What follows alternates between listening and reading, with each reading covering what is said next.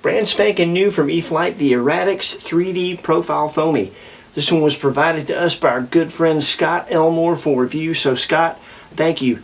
Now this thing raises some questions in my mind. We want to know, how does it 3D? How does it tumble? How does it sport fly for folks that want to do that? And since it is intended to be a very easy to assemble alternative to 3D profiles that you have to build, like this one for instance, we want to know how it compares. So stick around, we'll find out together.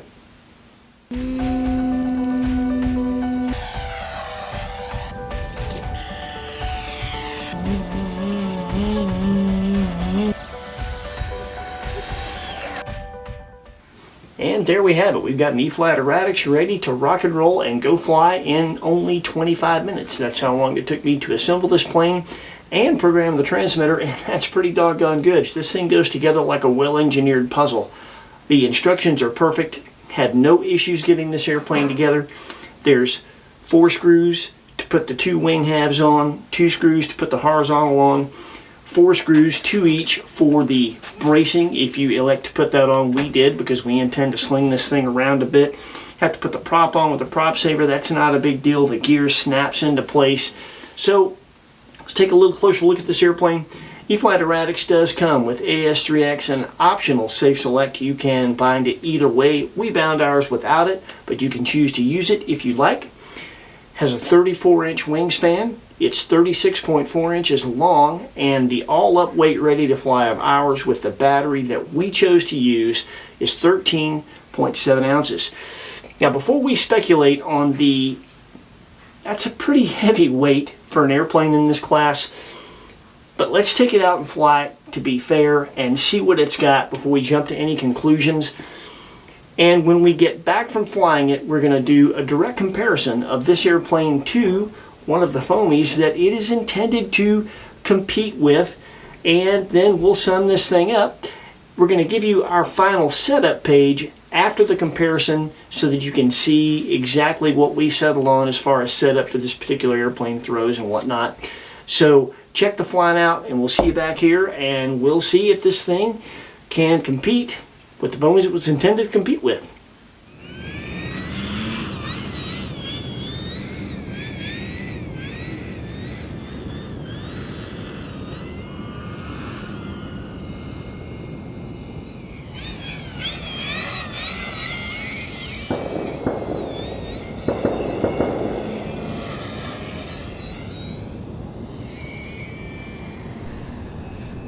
Here we're in the middle of our first flight with the Eratix, and I'm discovering that it wants to tuck towards the gear when I roll it inverted.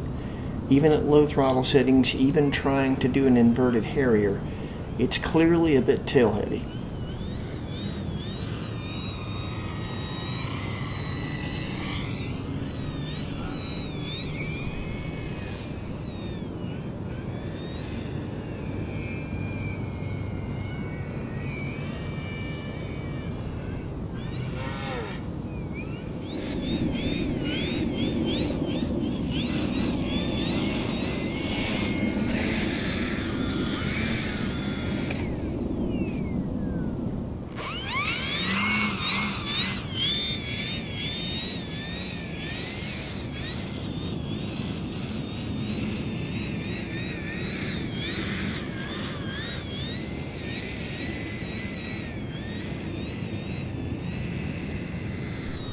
At this point, we've added a ½ ounce of ballast to the battery itself and strapped it into position, and since it's up front, we're hoping that that will correct the tailheavy tendencies.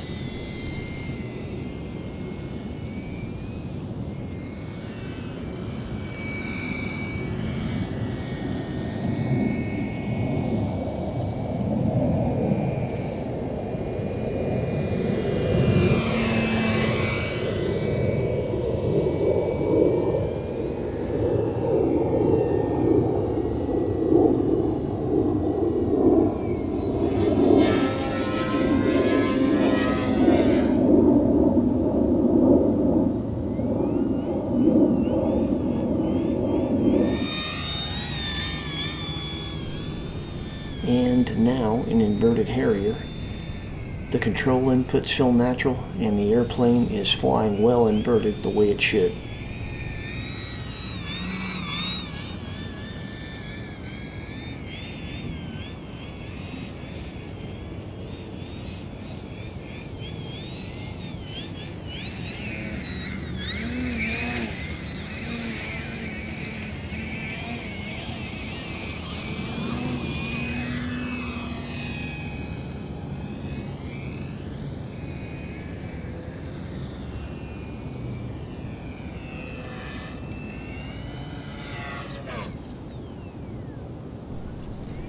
despite that terrible pop-top attempt, I'm enjoying the airplane. It flies well, and it's a lot of fun.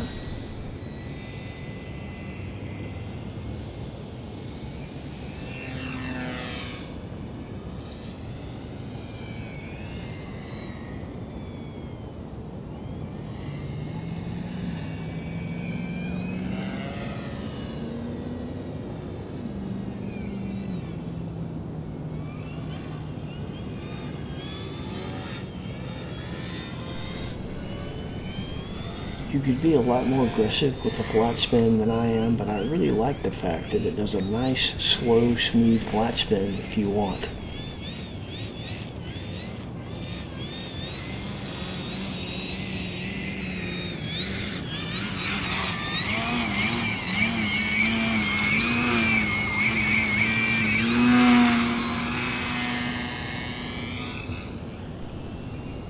It's very stable and well balanced in a hover. Doesn't seem to want to hunt towards the gear or the canopy, which reinforces to me that we've got our balance where it should be.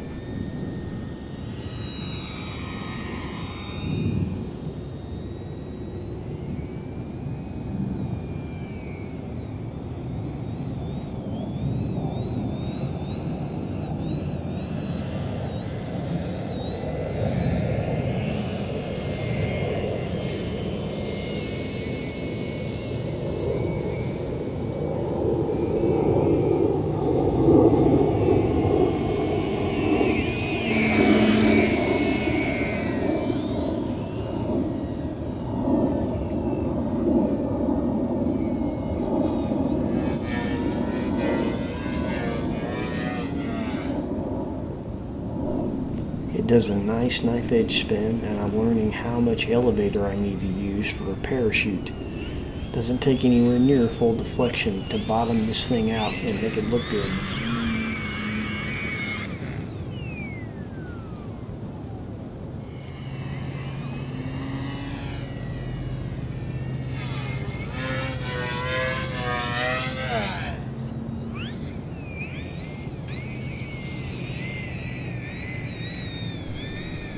Here we're playing around with it a little bit more. Gonna try a couple new things.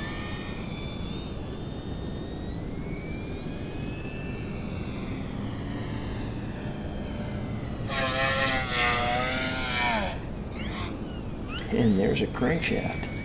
And of course we're gonna give it another go. Not bad at all.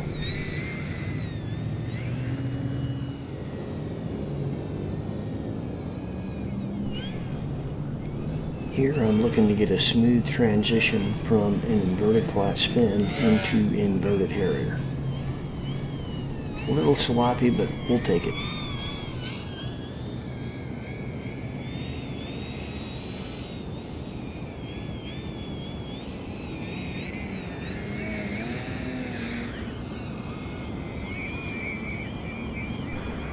It torque rolls very well.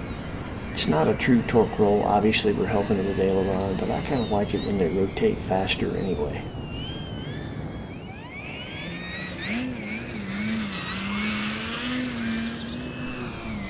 On this afternoon it was colder, windier, and grayer.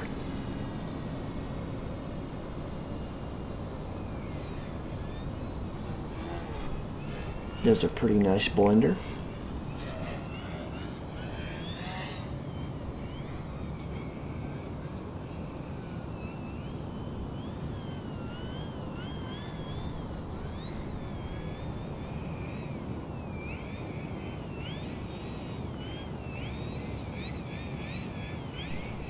I'm having to fight some gusty winds a bit more.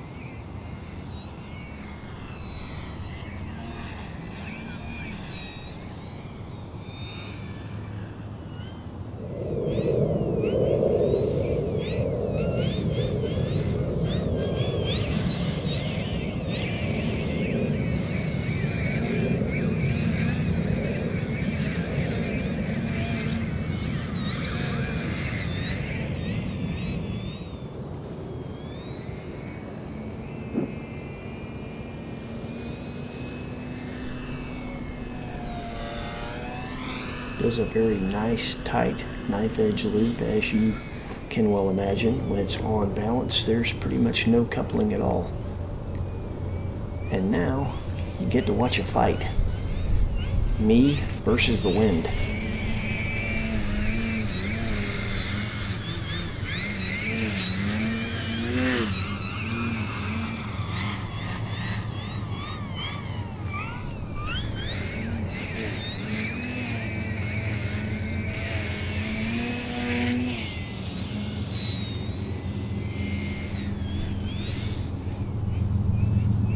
In case you're wondering, this whole time I'm trying to get it in position to catch it.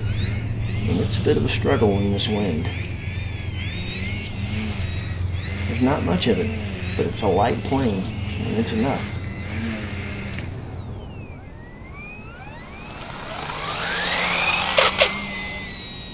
And here, as you can see, if you're a sport pilot, you don't want to hand launch it or grab it out of the air. You can take it off and land it from a runway, and the little carbon fiber piece on the bottom of the fuselage can be easily replaced if you should wear it out. I have to say I enjoyed that. I was reminded of two things flying the Eratix. The first is that I'm really rusty at 3D because I just don't get to fly it much anymore, and two, I missed it. That was fun, man. Something like this is just so much fun to play with. You can play with it in your front yard once you get used to it. It's just a fun airplane. We had a good time. Couple of things. We got the 600 milliamp 3-cell packs that Horizon Hobby recommends for this airplane. That's the main pack that they recommend for 3D flying. And we found the airplane was tail heavy with those packs. It did some strange things once you put it inverted, like try to climb all by itself, do an inverted Harrier, and maintaining that without the airplane tucking in to the gear was really difficult to do. You could make it do it, but you were having to use control inputs that are unnatural for inverted Harrier, things you're not supposed to have to do. So we added a ½ ounce of weight to those packs when we strapped them into the airplane, and that fixed everything. That, by the way, is the difference in weight in the 600s and the 850s, which is the optional pack. So we just think we should tell you that if you want this airplane in balance, you want to be able to do all the things that you saw us do with it the way we did it, you're going to want to get the heavier pack or be prepared to add some ballast.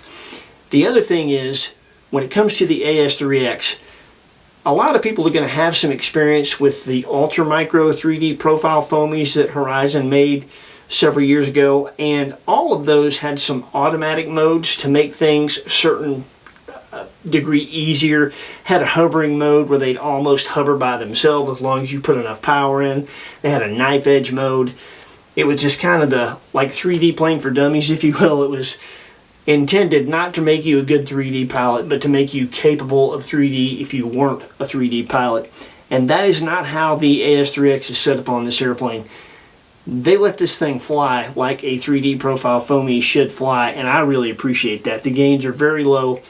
Consequently, being a profile 3D plane, any orientation this thing is to the wind, other than dead nose straight on, you are going to have a huge flat surface for that wind to hit and move that airplane. So it gets bumped around and moved around like any other 3D profile foamy that doesn't have AS3X, but that is the nature of the beast. That's really the only way they can do this and keep the airplane from flying really funky. If they turn the gains up so high that it could make the corrections that you need to learn how to make yourself in the wind with an airplane like this, when the wind's not blowing, this thing would fly all kinds of funky, and you don't want to do that, especially if you were to speed it up and oscillate like crazy. And having to have modes and flip from one mode to the next to do different things, who wants to do all that mess? You know, I like being able to just transition from one type of flying to the next on the fly. Don't have to flip anything. Just learn how to fly it. I appreciate E-Flite for doing that. That's how it should be done, in my opinion. So with that, we are going to compare this to one of its contemporaries and see how it stacks up. So we're going to compare the Eratix to some of its contemporaries, some of the airplanes that it was intended to compete with, basically. And that would consist of anything in the 32 to 34 inch EPP 3D profile foam range from JTA Innovations, Twisted Hobbies, Skynetic, Tech One, companies like that make airplanes in this size range. Today we'll be comparing it directly to my 33 inch JTA Innovations Gamebird. So let's get started and we'll go point by point. First, price point. The Eratix is very reasonably priced at $220 stateside. That is very, very reasonable for a high quality 3D profile foamy in this size range. I've got about $270 in this, but I went crazy and put high voltage, super torque, really fast high-tech servos in this thing because I wanted to get the best chance that I could to fly as well as it could. And those things were about $40 a servo, so that's why I've got that much in it. If you buy an airplane from Twisted Hobbies, which is another high-quality company, they'll send you very good electronics, everything except the receiver and the airframe shipped to your door for about $200 to $210. Then you have to provide your receiver. If you're using a name brand receiver, you're up to $250 or $60. So this is very, very reasonable. And the airplanes that are cheaper, like your Skynetic and your Tech One, I've built many of those. They're great flying airplanes. They fly as good as anybody else's 3D profile foamy, and they're inexpensive. At the time I was getting these airplanes, they're about $109 for the airframe and the electronics other than your receiver, which is very reasonable until you realize that most of the time the servos are junk and you need to replace those. By the time you replace those and put a receiver on it, you're getting right into this territory. So very, very reasonably priced as far as price point. So let's compare the types of foam. They're both EPP, but they are different. The EPP that all the other aforementioned airplanes are made from is the type of EPP that my JTA Innovations Gamebird is made from, and as you can see, it is very, very, very flexible, and it just goes back into shape, does not affect the finish. But that is where this airplane kind of has an advantage and a disadvantage. This is more the Dollar Tree foam board style of EPP foam, where you've got the foam in the center and the paper on either side. That paper and the smoothness of it make painting this go so much better. There's no question that the finish on this type of EPP is amazing compared to that. Much, much better. However, this is nowhere near as flexible as this, and if you were to flex any corner of this airplane the way that I'm doing this or this, you're going to get a really nasty crease in that paper, if not break it. You will be able to fix it, but you will tell that it's been fixed. I've had some pretty serious impacts with airplanes like this over the years, and they just bounce off the ground. Usually the worst that you do is you may unhinge something. You take your welder's cement or your foam tack and you just make a new foam hinge and you're good to go. Until you hit pavement or something like that really, really hard, you're not going to show the wear and tear on this as quickly as you will this kind of foam. So that's kind of how the foams compare. When it comes to getting these two airplanes ready to go, there's no comparison. You have to build this Gamebird, and because it has all this complicated carbon fiber scaffolding everywhere, that is about a 3 to 4 evening build. A lot of that is just waiting on the glue to dry if you're using something like foam tack or welder's cement, but yeah, that's a build. This is an assembly. It took me 25 minutes to get this airplane together and get the transmitter program. No question, with the Eratix, you are going to get in the air faster than with any of the other aforementioned 3D profile foamies.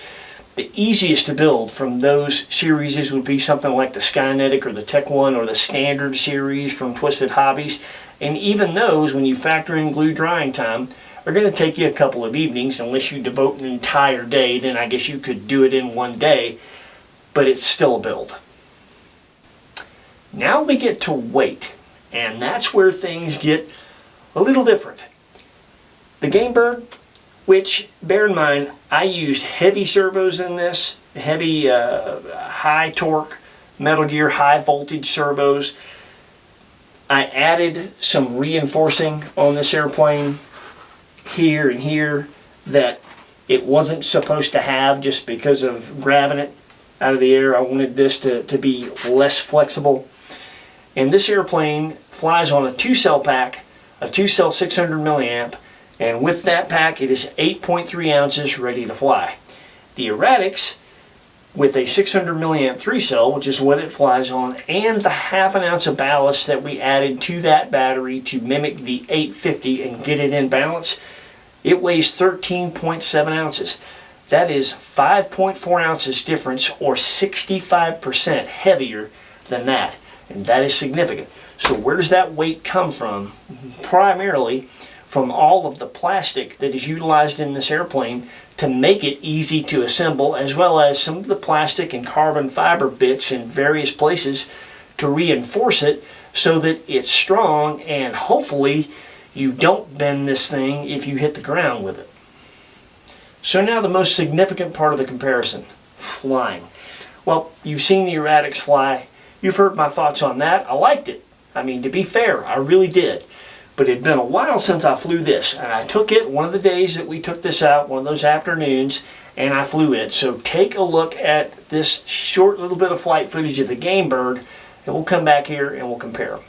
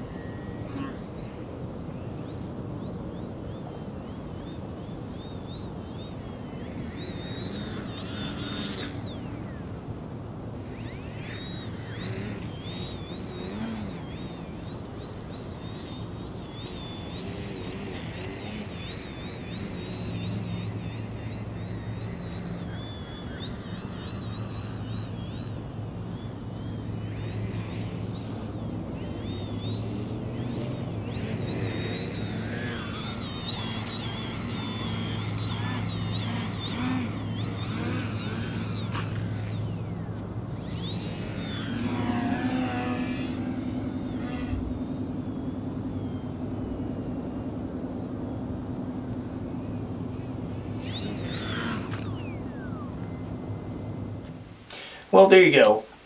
That's the first time I've flown the Gamebird, and I think since the last time we used it for an instructional video, so it's been a minute.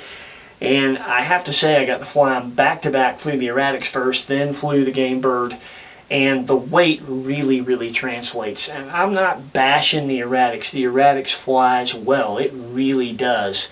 But you can feel the difference when you fly these two airplanes in the weight. The Gamebird is lighter, it feels that way. It is more responsive, it is more flickable, it's just easier to get around. It's easier to slow down. The weight translates exactly the way you think that it would for any given angle of attack. If you put both these airplanes in a specific angle of attack in Harrier or in Knife Edge, the Gamebird is always going to be going slower than the Eratix, and that makes sense, it should. That doesn't mean you can't get the Eratix that slow, you just have to increase the angle of attack to do that. And for an accomplished 3D pilot, that's not a big deal. You could fly this thing in just as tight a space as you could this one. You're just going to have to work a little bit harder. Might not be the same for somebody learning how to fly 3D though. So with that, that's the end of the comparison. We're going to sit down and give you our final thoughts on E-Flite's newest 3D Foamy.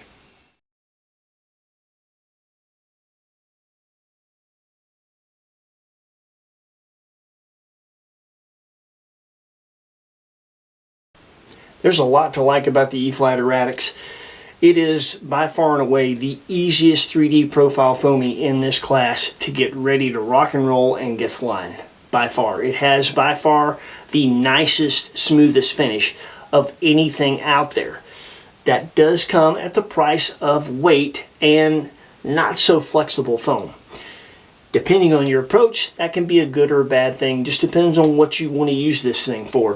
When it comes to the lighter weight and the way that it flies, if you're a sport pilot, there's really not a whole lot of difference that you're going to feel in one from the other given those types of maneuvers. Once you get post-stall though, and you start experimenting with the 3D stuff, that's where you'll notice a difference in a much lighter plane than this and this. The lighter plane will be more responsive, it'll go slower, it'll just fly better. I mean, I just have to be honest, it will fly better. But that said, if you have no experience with 3D profile foamies, you're absolutely going to love this thing. You will love it because it is good. It flies so good, in fact, that having not flown my Gamebird in quite some time, I absolutely loved it. I didn't realize how big of a difference in flight performance there was until I flew the Gamebird. So if you don't have a lighter one to compare it to, you won't know the difference. When it comes to learning how to fly with an airplane like this, I guess there's two schools of thought now. There's the more flexible EPP foam, like the lighter airplanes have, that kind of bounces off the ground and is easier to fix and keep looking good for a while you learn. And then there's the heavier airplane that has a lot more reinforcement, so hopefully you don't crease this stuff. If you're learning how to fly though, learning how to fly 3D I should say, you should probably make sure that your approach to it, if you have the Eratix, is don't worry about making this thing look like a hangar queen. It's okay if it doesn't look like this. You're going to crash learning how to fly a 3D plane. So if this thing gets bumps and bruises and creases, so what? Keep fixing it, keep pressing on, and you'll get good enough with this so that the next one you buy will look mint. So when it comes to the safe, that's another thing I wanted to touch on. A lot of people will say, well, yeah, Adam, don't forget about the safe. You can always hit the panic button. Well, you can if you have enough altitude. But here's something that any accomplished 3D pilot is going to tell you, and that is that when they really started to come into their own, it's when they got lower. When you got the airplane way up there, it's really difficult to judge your angle of attack and make all of the intricate little corrections that you need to learn to make on all three axes and the throttle to do 3D. So when you get the airplane down lower, eye level to 10 feet, that sounds counterintuitive, but it actually helps you progress faster because you can see what you're doing. You can judge it better. It's also the reason that guys crash airplanes when they're learning how to fly 3D, but that's just kind of part of it. You crash them, you fix them, you keep pressing on, and at a low altitude you get much better, and to where you're not crashing much faster. You won't ever get really good if you stay at 100 feet. You just won't. That said, and the reason I explain that is when you're talking about safe, if things go really south at 100 feet or 50 feet, maybe even 25 feet, you got time to hit that panic button. If you're at 5 feet or 6 feet or 10 feet, where you're really going to progress and you're starting to learn some advanced stuff and you're really focused on what you're doing with the gimbals, if things go so south at that altitude that you need the panic button, I doubt very seriously you're going to have time to hit it and that it will do you any good. So that's just something to think about. I could be wrong on that. I don't have a whole lot of experience hitting the panic button. It's not something that I utilize, so I could be wrong about that, but I speculate that that's kind of how it would be learning how to fly 3D, so that's some more food for thought. So overall, it is a quality piece of kit. For what they have done, it is very good. You'll have to be the judge whether or not this or something lighter is right for you, but this absolutely has its advantages. I absolutely had a great time with it, and if you'd like to buy one, we will put a link in the description where you can do just that. Thanks for watching. Take care of yourselves. Please like, comment, and subscribe if you haven't. It doesn't cost you anything. It helps the channel. Take care, and we'll see you next week with something cool with wings.